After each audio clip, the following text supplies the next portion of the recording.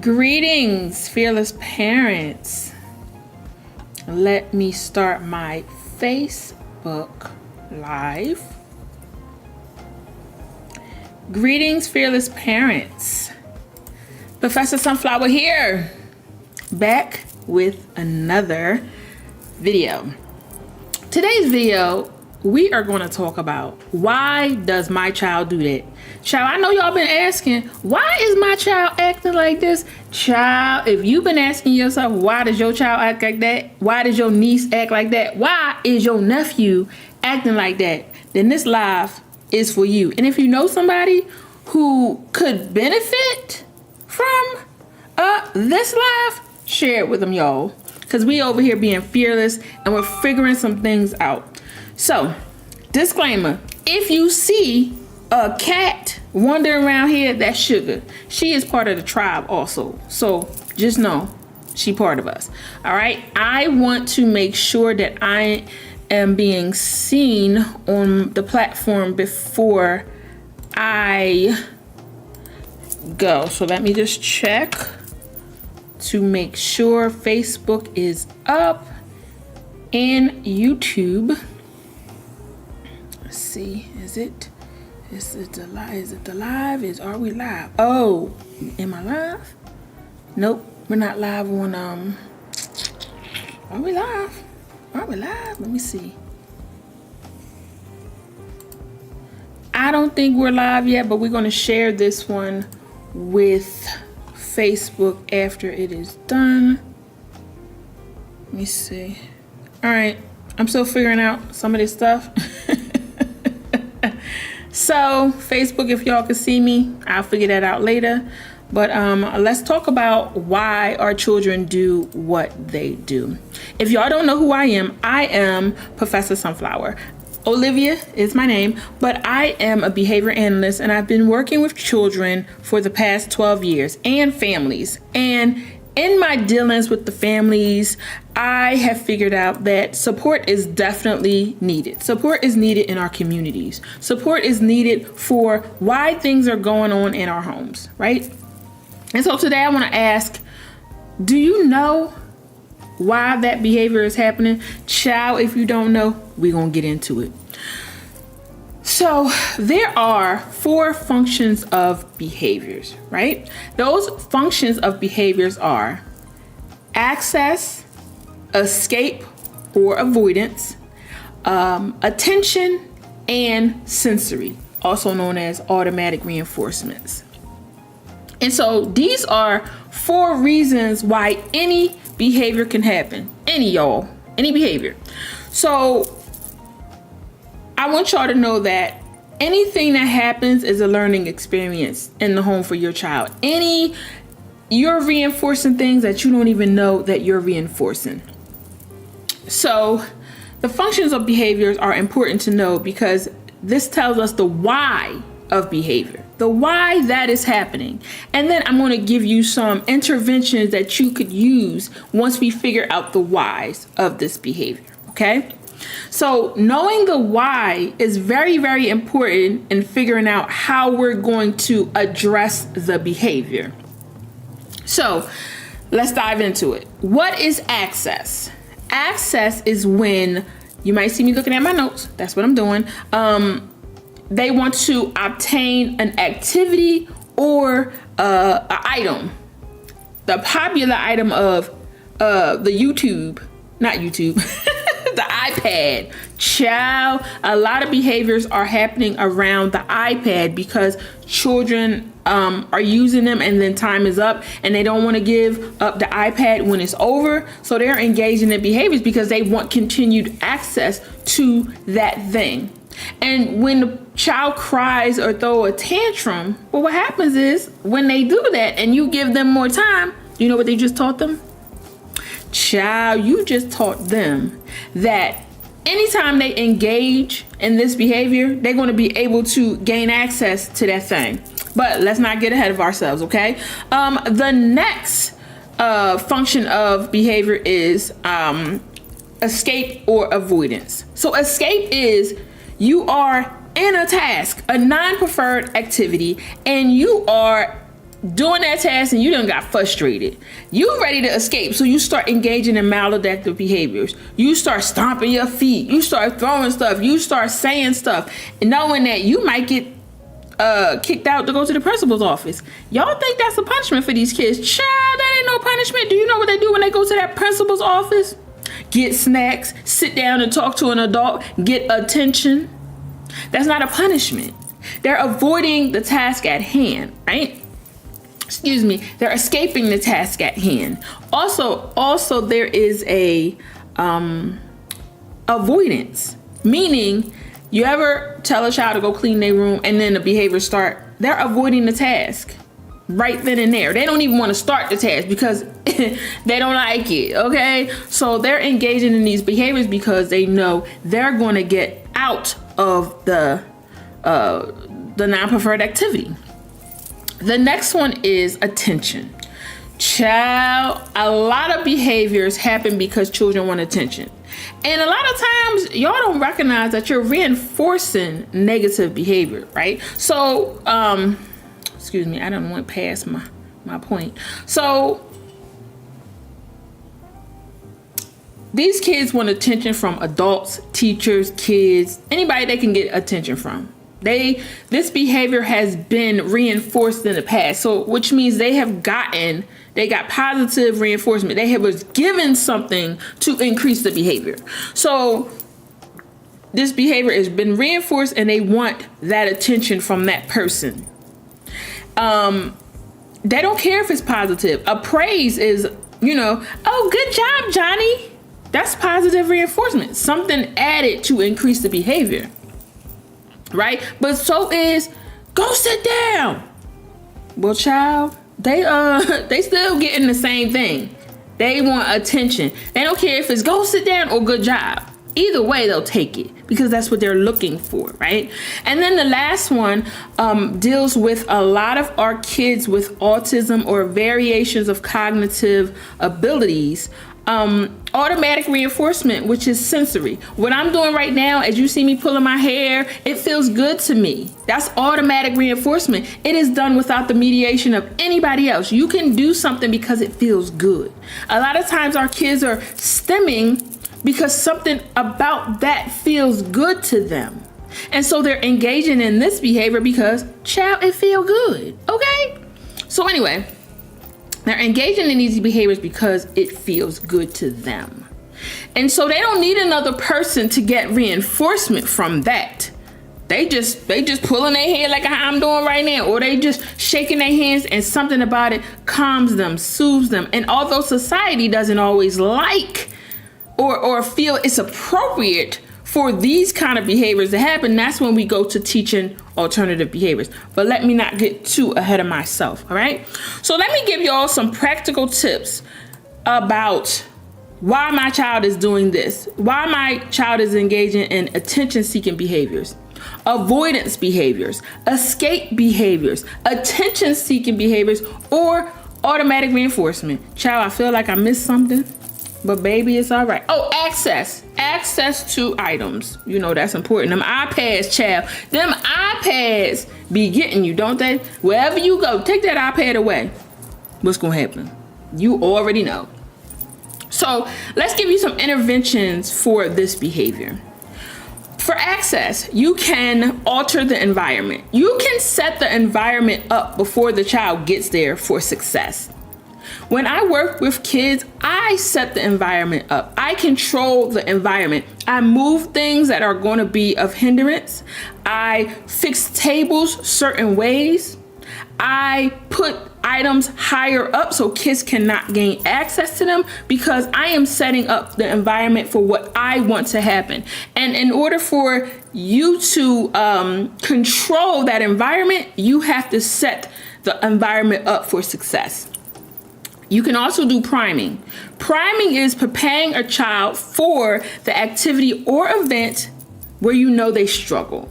So if you know they struggle with certain things, prepare them. Okay, in 10 minutes, we gotta go do this.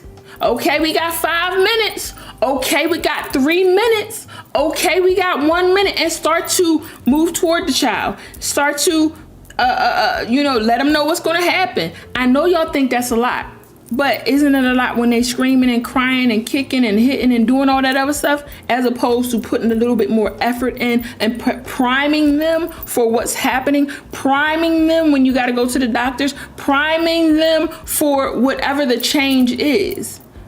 It's not too much to ask for you to be like, okay, let me give them some warning. Let them know on Monday they're not going to school, child. Because a lot of kids with autism like routine. So they're like, oh, we going to school. Oh, no, Bob, we're not going to school. What you mean? You disrupted their whole day, their whole schedule. Now you got a meltdown all day. Instead of just saying, let me prime Bobby for what's going to happen 2 days in advance. The next day, oh, we don't have school on Monday. Remember, we're doing this. That morning, oh, we're not getting up for school. We have to go here today. Priming them. And then also, y'all ever heard of grandma's law? First and then. Grandma used to say, go ahead and eat your Brussels sprouts, and then you can get ice cream. That is an effective tool. In ABA, we call that the PREMAC principle. So you have to complete a task before you can get what you want. And what if you say, well, they not going to do it? Then child, don't give them what they want. Oh, they going to cry and tantrum. Crying, that never hurt nobody. You don't want to hear it, but guess what? It's okay. It's okay for them to cry. It's okay for them to want. It's okay. But you have to start setting consequences in motion. First, we're going to do this, and then we're going to do this, right? That helps them to stay motivated. Okay, what if you say, well, I shouldn't have to give my child no rewards to do what I want them to do. You're right. You don't have to. But let's think about this. When you go to work, what's your motivation? That paycheck? You know, at the end of the week, 2 weeks, or whatever the case is, you're going to get something. That motivates you to do that, right? Same thing with these children. They need some motivation sometime because you don't know who let them down in the past. You don't know what's going on eternally. Sometimes they need some external motivation to get things done. All right, the next one is we're getting interventions for attention. You can block that behavior. Like if you know a child is going to come and hit you, you don't want that. You block it, you turn your head and you say, no, thank you. We tap.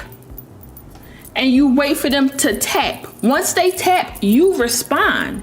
Because now you just taught them hitting is not appropriate. That's not appropriate. I'm not going to respond to that. I will respond to this. And you wait. You just ignore until they do it. You act like they ain't even do nothing. Don't say stop. Don't. Attention. Reinforcing that behavior. Nope. Let it go. Ignore it. Ooh, over there. Or go tell them to sit down. Raise their hand. Whatever it is you want them to do, you do not reinforce the behavior. Don't give it attention. Block it. The next one is put the behavior on extinction, which means you are no longer reinforcing that behavior. Now, I will say, when you put a behavior on extinction, the behaviors are going to increase before they decrease, because the child is used to a certain level of engagement with that thing. So if you allow this child to cry 10 minutes before you gave them what they want, they're going to cry 10 minutes, 20 minutes. They're going to cry because they're trying to wait that thing out like they usually do. And when you no longer reinforce that behavior, you putting it on extinction, child, that's going to be a lot. That's why people like me do that, because I can handle that.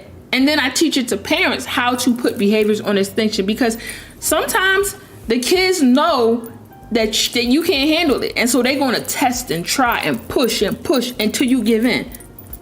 So don't reinforce the behavior no more. And then teaching by request. So you can teach a child a more appropriate behavior instead of the maladaptive behavior. Kids are kicking and screaming and crying because they want something to eat, especially kids that have communication deficits. They're engaging in maladaptive behaviors because child would get them what they want. So now it's time for us to teach them other behaviors. Like even if they said, cook, They want a cookie, cook. We're going to give them a cookie for cook because they're trying. And then we shape that behavior, but that's a whole nother story. Teaching behaviors to help them get what they want instead of engaging in crying. Because honestly, let's be honest, it's easier to cry and fall out and you get that cookie than it is for you to teach them. But if you want that behavior to continue, keep on doing what you're doing. But if you want to teach them something, you have to start teaching them the things you want them to do. And not just saying, stop that. I need you to, right? The language. All right. And for those that are escaping or avoiding tasks. So the easy, hard request. We call this behavior momentum. So you give 2 easy tasks or preferred tasks before you give the hard task, because they're in a series of movements towards whatever those tasks are. So you catch them motivated. And so sometimes they don't even notice that you asked them to do a hard task, right? And they just go ahead and do it, not realizing that they just did something they didn't want to do. But because you didn't give the hard request first, you gave, pick up your shoe. Oh, go get the rabbit over there. Okay, bring the shoes here. Let's say bring the shoes here was a hard task. They're going to do it because they're not thinking. They're like, okay, I'm getting praise. Okay, I want that praise. And then they're going to do the hard task, right? How about show, tell, show, do. This increases compliance with non-preferred tasks and decreases the amount of repeated demands. So you're going to tell them what you want. You're going to show them, and then they do. It's modeling. And just like, let's be honest, people that want their kids to clean their room, they be like, go in there and clean the room. The kid throw everything in the closet, throw everything under the bed, balling up stuff, hiding it, and then the parent come in and be like, this room ain't clean. And they be like, well, yes it is. And you tell them to do it again. And they do the same thing again and move stuff different places. And you come in and it's still wrong. And that's what you do. You clean the room. Instead of saying, okay, I want you to clean your room. That means, even if you put a list on the door, put your shoes in the closet, put your clothes that's on the floor in the hamper, make up your bed, take the dirty sheets off, put them in the hamper, put new sheets on, go in the closet, get the sheets, put them on the bed, put the bread spread on the bed, put the pillows on the bed. Go empty the trash and whatever else you got to do. I know it sounds like a lot, but once you do it and put a list and maybe reward those behaviors, you won't have to do it more than once or twice because they know what they need to do. Instead of keep saying, that room ain't clean, keep doing it again. Child, people get frustrated. You getting frustrated and so is the child. And then they're going to give up trying to do it because they don't know what you want. And I know some of y'all parents saying they should know what to do. Have you ever shown them what to do? If you haven't shown them, child, I digress. All right, and then providing choices. Now, providing choices, in my opinion, is a powerful tool because you can give choices of 2 non-preferred activities, right? 2 of them. But it gives the illusion of the choice. Now, the math homework and the science homework got to get done. Which one you want to do first? Well, we got to do both of them. So which one do you want to do first? I guess I'll do the math. Okay. It don't matter if they huff and puff. You gave them a simulation of a choice, right? So there it is. The choice. And then they do it. And in between those choices, give breaks. Because you don't want them to just do this, do this, do that. They're going to start acting up. They need a little space and wiggle room in between, right? All right. And then automatic reinforcement. Automatic reinforcement is what I'm doing here. Sensory. Just, stuff that feels good. A lot of times with our kids with autism and our teenagers with autism, they use self-stimulatory behaviors with their bodies because it feels good, because they don't know that you can't engage in these behaviors in the public bathroom. They have to be taught where to do these behaviors. They're touching themselves in inappropriate places. well, I ain't talking about on their body, in communities. And we know that if the police is called on these children, they don't always look autistic. They don't always look that they have issues. And so then there's a response from the police. So we need to start teaching them where and when these behaviors are appropriate. Nobody wants to talk about, that the sexual part of our kids with autism or different cognitive abilities. But sensory automatic reinforcement, baby, can be strong. And if we don't teach them where to engage in these behaviors, sometimes they will engage in these behaviors in the wrong places. And if they're engaging in this activity in the wrong places, we know that there can be consequences that we do not want. And so also priming. We talked about priming earlier, preparing these kids. Okay, when we go in here, kicking your feet is not appropriate. Give them a toy that they can use in their hand. Instead of banging their feet on the floor, give them something to hold. You have to think ahead what you could do, because you're shaping the environment for them to be successful. We think it's the kids' job. No, it's the parents' job to make the children successful. And that's why I'm here giving up tools for parents to be successful in their communities, in their homes, in their schools, wherever they are with their kids, because I see this so often every day that parents need support. They don't know where to ask for support or who even can give them support. But I'm here for that. I've been working with children with ADHD. I have ADHD, autism, dyslexia, ODD, and a lot of other cognitive abilities. And so I've been teaching parents and teaching kids how to shape their environments, mold their environments for appropriate behaviors, and teaching parenting classes. So I want you to know that there is help. If you are looking for more support, you can join Fearless Parent on Facebook. I am working on my website so I can get my one-on-ones up, because there are a lot of families that have requested one-on-ones. I do that, and I do parenting classes also, and some other things, but we ain't gonna talk about that right now. But I want to encourage you to leave a comment in the under the bottom to let me know where you have struggled, because that'll help me figure out what videos you guys need and want to see. I do a lot of things, and so I will do a community post to ask what kind of videos you guys want. But I wanted to talk about, why does my child do that? Because a lot of parents don't understand why their children are engaging in these type of behaviors. And so remember, the first thing we want to do is figure out the why of the behavior. Then we want to ask for support if needed, with getting these interventions, with putting them together, with figuring out why this is happening, how they can get better with engaging their family or their children, and getting these interventions done. All right, so thank you so much for watching this live. I will be back with another live. It was supposed to be going live on Facebook, but I think I did it wrong. But anyway, child, I love you, Fearless Parents. I want you to know that I'm here to support. And if you need, you can drop down in the comments, let me know what you need, and we can work together. I will see you again for the next video.